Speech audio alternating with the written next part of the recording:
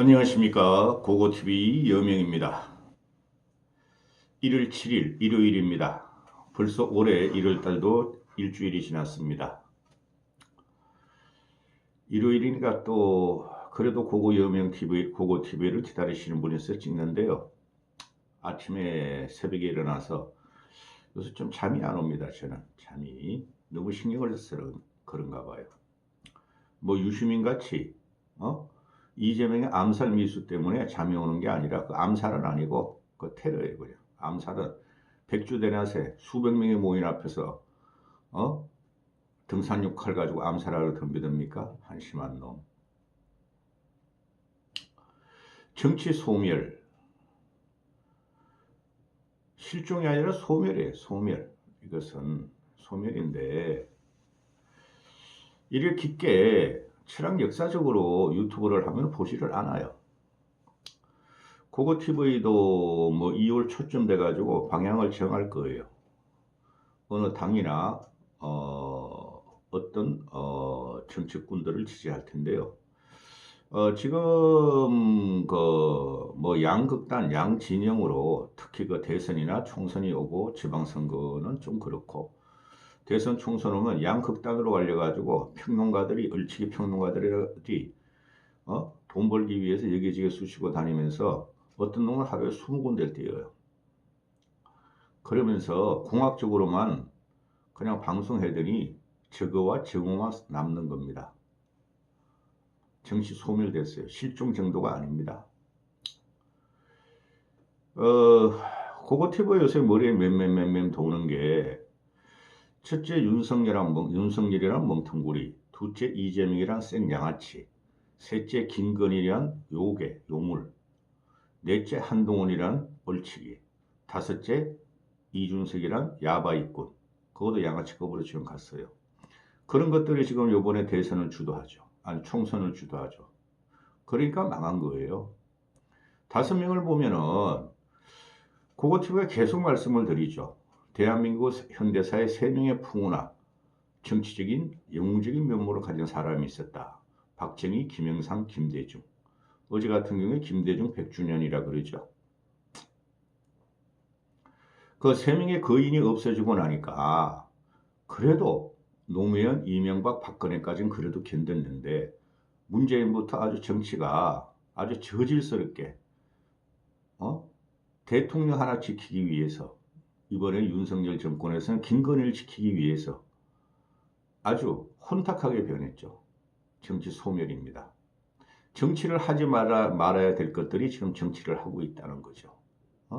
정치인이란 것은 최소한 국민들의 합리적인 지성 위에 있어야 되고 그들의 말을 따라야 되고 일반적인 상식적인 윤석열이가 말한 공정과 상식, 문재인이가 말한 자유민주주의, 그죠? 그 이상을 구가하는 청렴성과 도덕성과 그죠? 인륜성을 갖고 있어야 됩니다. 그게 없이 공학적으로 너 죽어라, 내 살자. 그래서 정치가 소멸되고 국민은 지금 혼돈에 빠지고 국정 독립은 문재인 때부터 상실되고, 그죠? 대한민국은 쇠락의 길로 들어가고 있다. 이런 거예요. 정치 중요합니다. 근데 그 중요한 정치에서 잡것들이 지금 나라를 갖다가 네 거냐 내 거냐 빼짜 지키자. 그죠? 이러고 있으니 이것들이 지금 국민을 갖다가 도탄에 빠지게 하는 것이죠. 이관우라고 있어요. 이관우라고. 이 정치학자인데요. 참 글 잘 씁니다. 그리고 대한민국 사회 정치를 통시적으로 바라보려고 어떻게든 바로잡으려 하는 유명하지 않은 이관우라는 정치학자가 있습니다. 제가 그동안 한 4년 동안 몇 번 소개시켜 드렸어요. 이관우의 그 칼럼을 소개시켜 드리면서 고고TV에 평론을 덧붙이겠습니다. 제목을 이관우가 소멸 직전의 정치라 했습니다. 소멸 직전의 정치. 소멸 직전이 아니라 소멸입니다. 얼치기 평론가들과 학자들은 지금 트럼프가 정치를 갖다 그래 망쳐놓고 극단적인 주장을 하면서 한국에도 여파가 있다 이러는데 그거하고 무슨 상관이 있어? 트럼프하고 무슨 상관이냐고요? 대한민국 정치가. 우린 우리대로 잘하면 되죠. 그럼 미국에 정치 잘한 그런 사람들은 왜 언급을 않고 그죠? 지금 마크롱 같은 경우는 이제 2기 집권 들어가서 열심히 계획을 하면서 국민들의 지지를 받고 있잖아. 그런 걸 왜 말 안 하고? 어? 그걸 주로 말하는 애들이 누구냐 하면은 보수 우파층에서 트럼프를 갖다가 그렇게 끌고 들어와서 트럼프가 저지를 하는데 우리라고 뭐 빌 수 있느냐 이런 식으로 자꾸 논조를 펴는데요. 그래서 망하는 겁니다. 보수가. 소멸 직전의 정치 이관우 읽어가면서 말씀드릴게요. 파견된 검사가 장악한 국민의힘 지킬 것을 지키지 못하는 더불어민주당, 더불어미친당 사회 소멸막을 마지막 기회마저 잃을 것인가? 잃고 있어요. 이거 문재인 때부터. 응? 2016년의 촛불은 꿈만 같았다. 그때의 정치는 그래도 팔팔 살아 있었다. 정확히 말해 국정을 운영할 능력을 가진 정부는 없었으나 그 정부를 끌어내릴 만한 시민이 있었고 사태의 심각성을 깨닫지 못했던 국회와 정당들과 사법부도 마지막 단계에서는 시민의 뜻을 충실히 따랐다. 탄핵은 하지 말았어야 되나? 촛불의 힘은 우리가 막을 수 없었어요. 80%가 나왔으니. 응? 근데 지금 좌파 애들은 민주당 그 이상한 놈들 있죠? 김용민, 최강욱, 유시민 이런 놈들.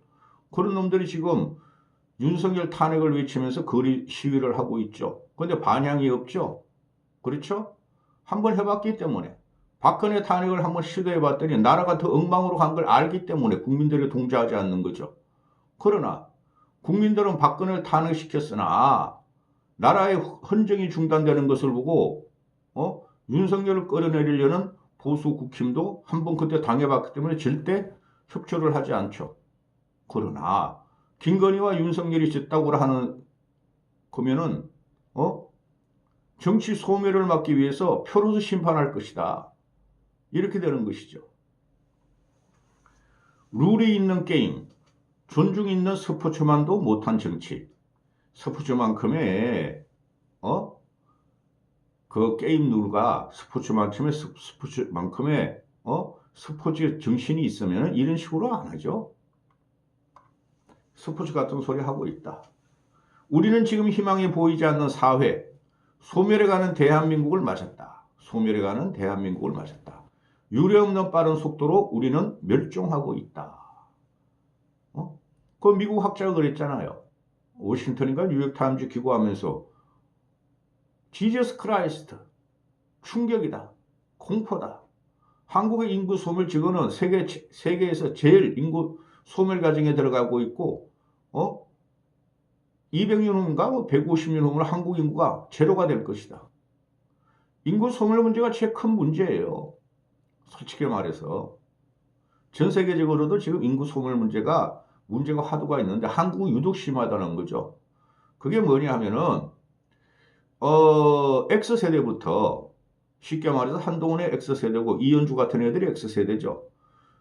그러니까 90년대 학번들 2000년대 학번들, 그죠? 70년대에 태어난 90년대, 2000년대 학번 애들이 대단히 개인주의고, 그죠? 자기 발전적이고, 자기 중심적인 사고를 갖고 있어요. 그게 지금 언론에서 말하고, 인구 해결 문제를 말하는, 부동산 값이 비싸다. 사교육비가 비싸다. 그게 아니고, 근본적으로 그들 마음에는 70년대 이후 학번이, 70년대 이후생들이 지금까지 내 개인주의 성향을 갖다가 추구하죠. 개인이 우선이지 국가와 민족과 사회의 영속성은 생각하지 않는다는 거죠. 내가 편하면 돼. 내가 잘 먹고 잘 살면 돼. 그게 한 30년 지금 오고 있는 거예요. 제가 대학교 입학하고 우리 3년 6개월 군 생활하고 이빠이 채우고 나서 한 4년 내지 4년 반도 걸린 적이 있어요. 복학할 때까지. 잘못 끌려가면. 그죠? 그럼 4, 5년대에 복학하고 나니까 80년대가 됐더란 말입니다. 고고 TV가. 그때부터 개인주의 중의 성향이 한쪽에서는 민족과 평화와 민주를 외치는 운동권이 있었고 한쪽에서는 이렇게 보면은 개인주의 성향이 있는 그 후배들이 엄청 많았고 그게 지금까지 오고 있다고 저는 봐요. 그 586 애들이 2명 이상 애 낳는 경우는 드물잖아요. 그죠? 그게 산하 제한을 그렇게 해서 그럴까요? 그렇지 않습니다. 당장 지방에서 학교와 병원 같은 기본적인 삶의 인프라가 사라지고 고령화와 노인 빈곤이 급격히 진행되고 영금의 미래를 예측하기 어려워졌다. 지금 이게 말입니다. 고령화 노인 인구가 고령화 노인 빈곤이 이거 굉장한 그 문제예요. 오히려 그 저출생 문제도 문제이지만은 고령화 노인 인권의 노인 빈곤, OECD 꼴찌, 아니 OECD 첫째, 노인 빈곤율. 그들이 노인 빈곤율이 뭐 수십만 명이 지금 폐지 주서면서 살아간대잖아요. 하루 종일 폐지 주서봐야 2,000원, 3,000원 번답니다. 그런 걸 해결을 못하는 국가는 선진국도 아니고 민주주의 국가도 아니에요. 고고TV가 장년층에 들어가서 말하는 게 아니에요. 희망이 보이지 않는 사회, 소멸해가는 대한민국을 맞았다. 그래서 고고TV가 말씀드리는 것이 2030들은 지네가 지 스스로 살게 놔둬야 돼요. 걔네들이 뱁새가 항새 따라간다고 그냥 부동산 투자하고 코인 투자하고 주식 투자하고 돈 잃는 것을 우리는 가볍게 생각할 필요가 없어요. 투자라는 것은 자기 판단해야 하는 거지. 그죠? 능력이 부족한데 대출을 이빠이 받아가지고 지금 사회 문제가 되는 거 그런 걸 왜 신경을 써줘요? 실패도 있고 돈도 잃어보고 사회에 갔다가 벽을 느끼면서 배워가는 게 젊은이들인데 그들을 그렇게 키워가지고 어떻게 대한민국 그 미래 사회를 지탱하려고 그러는지 이해가 안 가요. 오히려 지금 해야 될 것은 죽어가는 노인들, 고독사로 죽어가는 노인들, 먹을거리가 없어 줄 서면서 무상급식소 찾아가는 노인들, 폐지 주서면서 길거리에서 차에 치여 죽는 노인들, 이런 사람을 갖다가 보듬는 게 선진사회고 국민소득 3만 불 넘은 사회입니다. 이거 하나도 해결 못하고 있죠. 그래서 소멸하는 거예요. 대한민국이 소멸하는 거고 정치가 소멸하는 거예요. 2030들이 저 5069, 70 빨리 죽어야지 자기 세상 온다 그러죠. 그럼 좀 지나봅시다. 2030들이 4050 되고 5060 되는데 그놈들이 애 안 낳고 그러면은 지들은 어떻게 그러면 그때 가서 연금 받고 지들은 어떻게 노후가 보장될지 그러면은 지금 2030 애들이 뒤따라오는 1020들이 더 개인주의 성향이 되고 더 향락적인 성향을 띠면은 1, 20년 지나고 2, 30년 지나면은 현재 2030 애들을 갖다가 인정하겠어요? 지금 1020 애들이 세상이 그냥 전광석같이 변하고 전부 다 사이버 세계로 들어가는데 그게 AI예요. 한심한 놈들. 우리는 지금 희망이 보이지 않는 사회, 소멸해가는 대한민국을 맞았다. 유례없는 빠른 속도로 우리는 멸종하고 있다. 당장 지방에서 학교와 병원 같은 기본적인 삶의 인프라가 사라지고 고령화와 노인 빈곤이 급격히 진행되고 연금의 미래를 예측하기 어려워졌다. 너무 빠른 소멸은 먼 미래의 후손을 사라지게 하기 때문에 문제가 되는 것이 아니라 소멸 과정에서 너무 많은 피해가 발생하기 때문에 문제가 된다. 소멸하더라도 그 속도를 조정해야 한다. 이게 정치가 할 일이에요. 윤석열이 지금 문재인 그놈아도 그렇고 5년 동안, 윤석열 2년 동안 인구 대책 내놓은 거 있어요? 싸우다가 문재인 지키자 5년 동안. 이제 윤석열 때는 김건희 지키자. 정치를 하지 않아야 될 놈들이 정치를 해서 나라 망하게 하는 겁니다. 국가 소멸 시대. 소멸 속도를 조정할 책임은 전적으로 정치에 있다. 이관우도 말을 제대로 하네. 그러나 국가의 문제를 해결하고 사회 갈등을 조정하는 정치 자체가 소멸해버렸다. 문재인 때문에 그래요. 윤석열, 김건희 사랑하는 노인네들 알겠어? 그런데 제가 보니까 문재인보다 더 문제가 있는 게 김건희하고 윤석열이야. 인과관계로 말하면 정치가 소멸했기에 대한민국이 속절없이 소멸의 길을 가게 된 것이기도 하다. 무엇보다 시민들의 민주주의에 대한 신뢰와 정치 효능감이 급전직하됐다. 이거는 시민들의 민주주의에 대한 신뢰와 정치 효능감이 급전직하된 것은 윤석열 책임이에요. 김건희 책임이에요. 문재인이 이 정도까지는 아니었어요. 제도적으로 고치려고 그랬지 문재인은 대표적인 게 검수완박. 그거 나쁜 법이죠. 그런데 지금 어떻게 됐습니까? 윤석열이 2년 하고 나니까 검수완박을 했어야 됐다는 게 지금 일반 시민들의 평가입니다. 악법인데. 이건 어떻게 된 게? 문재인 5년은 문재인 하나 지키자. 인권을 다 향상시키자. 민주주의를 갖다가 침해하지 말자 그러면서 걔도 찔끔찔끔 말이죠. 제도적으로 그걸 보완하려고 그러다 실패했고, 윤석열이 왔으니 제도도 없어, 제도도 없어. 그냥 어거지로 무대뽀로, 지 살려고, 김건희 지키려고 나가는 형국. 이게 정치입니까, 여러분? 지금 한국 정치의 시민은 사라지고 팬만 남았다. 고고TV가 4년 반 동안 외치는 게 국민이란 말을 잘 안 해요. 비아냥거를 치거나 국민, 백성이 죽는다 이렇게 말하지. 시민사회예요. 시민. 그 한동훈이가 말하는 펠로우 시티즌은 그건 완전히 다른 거야. 시민민주주의하고 그놈하고 무식한 놈이. 지금 한국 정치의 시민은 사라지고 팬만 남았다. 팬이라는 것은 팬덤을 말하는 거예요. 그저 팬덤이라면 괜찮다. 그런데 이제는 팬덤을 넘어 컬트 문화의 우상처럼 되어버렸다. 이 컬트 문화라는 게 뭐죠? 아주 지엽적이고 악성적인 것만 갖고 컬트 문화가 그게 독창적이고 그게 주도적으로 나오는 게 컬트 문화예요. 이재명의 양아치 행동이나 김건희 윤석열의 설레발 또 나대는 거 그게 컬트 문화예요. 컬트 정치예요. 정치가 게임처럼 되는 게 걱정이었는데 이제는 오히려 스포츠보다도 못한 저작거리의 싸움이 됐다. 정치를 게임같이 하는 놈이 누구예요? 이준석이란 놈이죠. 그놈은 인간이 아니올시다. 그 다음에 이준석 걸 갖다가 대체제로 나온 한동훈이가 지금 정치공학적으로 게임하듯이 지금 하죠. 한동훈이는 나중에 날아갑니다. 무참하게 형편없게 당할 거예요. 게임에는 룰이 있고 스포츠에는 존중이 있는데 한국 정치에는 룰도 없고 존중도 없다. 상대가 모르면 치트키를 써야 되고 속임수를 써야 되고 또는 뭐 보건같이 갑자기 갖고 나와서 이게 치트키야 이게 중요한 것이야 그런 걸 써야 되고 반칙을 해서라도 이기는 것이 중요하다. 상대가 반칙하면 심판을 기다리고 룰을 개정하는 것이 아니라 이쪽도 그냥 밀어버려야 한다. 상대가 반칙하는데 이쪽만 룰을 지키라는 거냐? 넌 말을 누구나 서슴지 않고 한다. 이렇게 정치는 끝이 났다. 그대로 잘 표현했어요. 이완우가. 그런데 미치겠다. 정치는 누가 하는 거죠?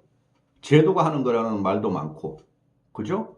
그런데 그 위에 누가 있죠? 제도를 관장하는 사람이 누구죠? 사람이 있죠. 정치하는 인간, 사람들이 형편없는 놈이라면 제도도 필요 없고 룰도 필요 없고 그죠? 존중도 필요 없게 되죠. 그게 지금 그대로 나타나는 거예요. 2024년 초에. 그게 문재인부터 윤석열, 김건희가 들어오면서 룰 파괴, 존중 파괴, 그 다음에 제도 파괴, 오로지 김건희만 지키려고 그러죠.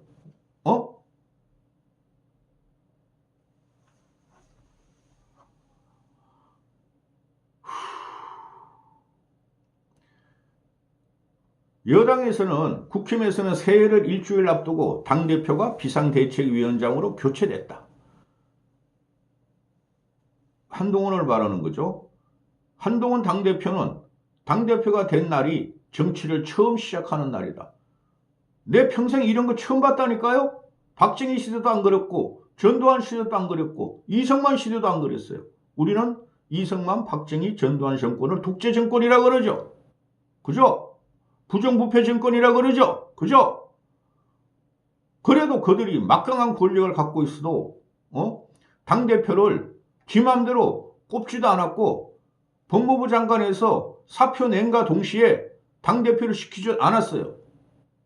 정치 처음 한 날에 여당 당대표를 시키지도 않았단 말입니다. 민주화 이후에 이런 일이 있었던가? 말씀드렸죠. 민주화가 아니라 그전에도 이런 적이 없었어요.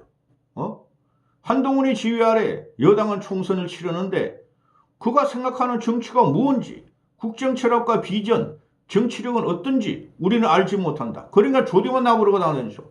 펠로우 시티즌시나 떠올리고 다니고 처칠이나 팔고 다니고 소설이나 만화, 영화를 팔고 다니고 그러고 있죠. 국민은 물론이고 당 내부에서도 당정 관계가 어떻게 될지, 야당과의 관계가 어떻게 풀어나갈지 알 도리가 없다. 그러니까 맨날 586 퇴진논의를 갖고 나오고 민주당이라고 공격하고 이재명이라고 공격하고 있죠. 그래가지고 중도표도 못 얻고 정치가 복원되지도 않아요. 이태원 참사에서 잼버리와 엑스포까지 정부의 여러 실정에서 무엇이 문제인지 서울 강서 보선 참패에 보여준 윤석열의 현실 인식이 타당한지에 대해 한동훈은 어떤 의견도 보이지 않는다. 무조건 윤석열 지켜야 되니까. 무조건 김건희 지켜야 되니까. 김건희 특검법을 악법이고 독소조항이 있다 하는 놈이니까. 한동훈의 취임사는 야당 비판으로 채워졌는데 비상이 걸린 곳은 야당이 아니라 오히려 정부와 여당이어서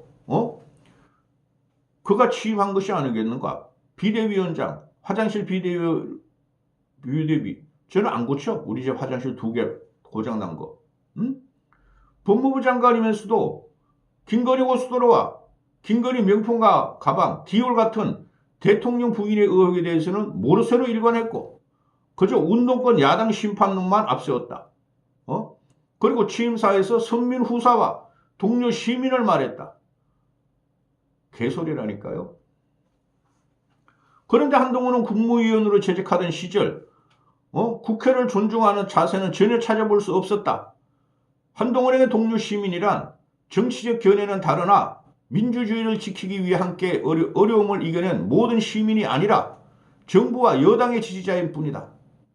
적어도 지금까지 보여준 한동훈의 정치관은 모든 잘못을 전 정부 탓으로 돌리고 용산의 관점에서 한치의 어긋남도 없다.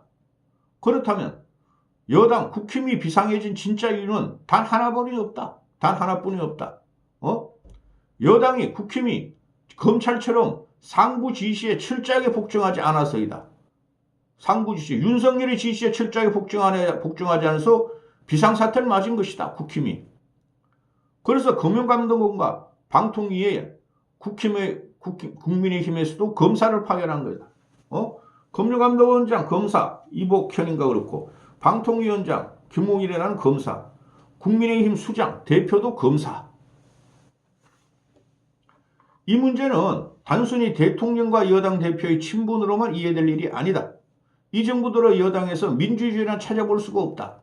멀쩡한 대표를 쫓아내고 법정 공방 끝에 시작한 전당대회는 개회 직전에 룰을 바꿔버렸고 그 다음에 유력 주자들이 차례로 출마를 포기하게 만들었고 그렇게 만들어진 대표는 용산의 눈치만 보고 용산에 관심만 하다가 찍소리도 못하고 묵살당한 채 끝났다. 선거로 뽑힌 당대표가 고개를 잠시 쳐들자 대통령실은 공천을 책임질 비대위원장을 사실상 한동훈으로 임명했다. 이제 국민의힘이라는 것들은 여당은 검사를 파견해서 장악할 수 있는 국가기관 중 하나에 불과하다. 한국의 정당 민주주의가 이렇게 질식해서 사라져갔다. 너 골치 아플 거야. 윤석열로. 그런데 야당도 문제가 심각하다. 야당의 사선결단 의지는 엉뚱한 곳에서 나왔다.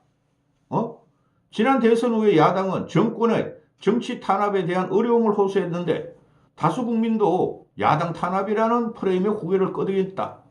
그런데 야당은 그 순간에서 단 한 발짝도 나가지 못했다. 무엇보다 야당의 존재 이유를 국민에게 납득시키려는 시도조차 없었다.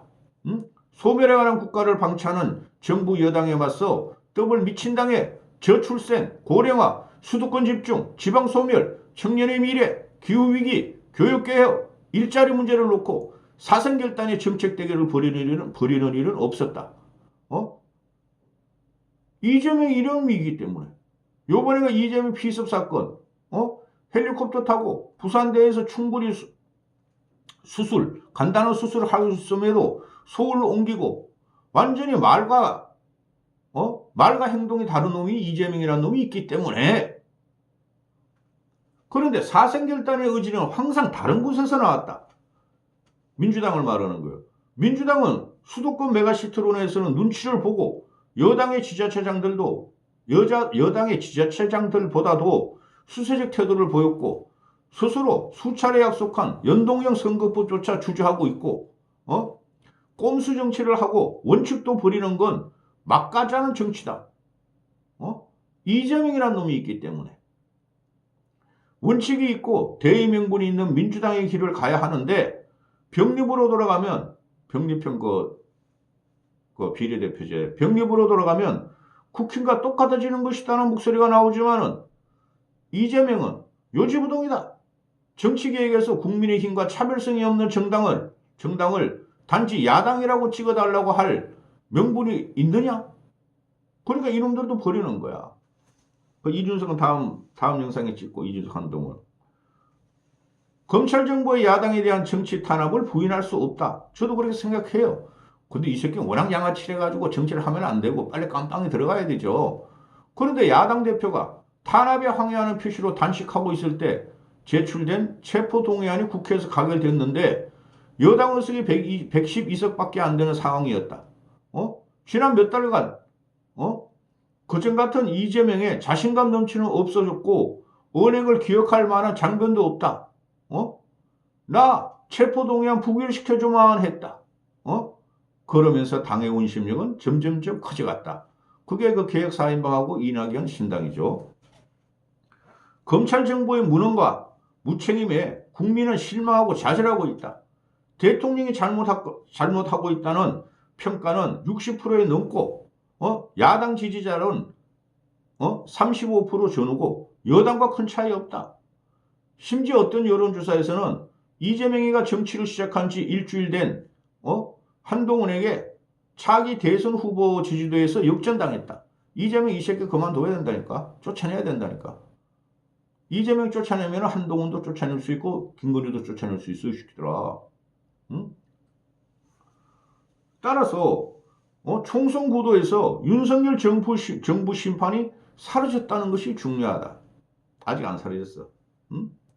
이재명이가 테러를 당해 수술을 받고 입원했는데 정치인에 대한 폭력적 행위는 용납할 수 없는 일이나 정치인에 대한 호오, 좋고 나쁨의 표출은 비판과 투표를 통해서 이루어져야 한다.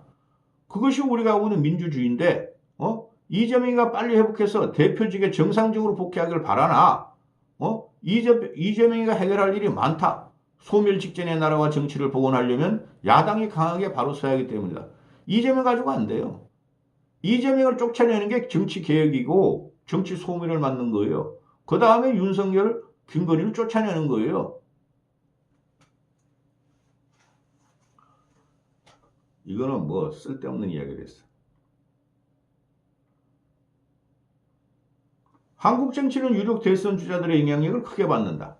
겉으로는 한동훈과 이준석이 분열한 것 보이지만은 73년생 한동훈과 85년생 이준석이 여권에서 일으키는 바람은 여기서 끝이지 않을 것이고 총선에서 변화의 바람이 강하게 분다면 대선까지 위험하다. 야당 쪽이 다음 대선에서도 국정 비전이 없는 대통령이 당선된다면 소멸하는 한국 사회를 되돌리기란 사실상 어려워질 것이다. 제가 걱정하는 게 이거예요. 5명 말씀드렸죠. 초두에. 윤석열, 김건희, 이재명, 한동훈, 이준석 이런 놈들이 다음 대선에서 입지를 하고 되려고 하면은 한국 정치는 진짜 복원 불가능이 됩니다. 다음 영상은 이준석입니다. 한동훈이고 여기까지 하겠습니다.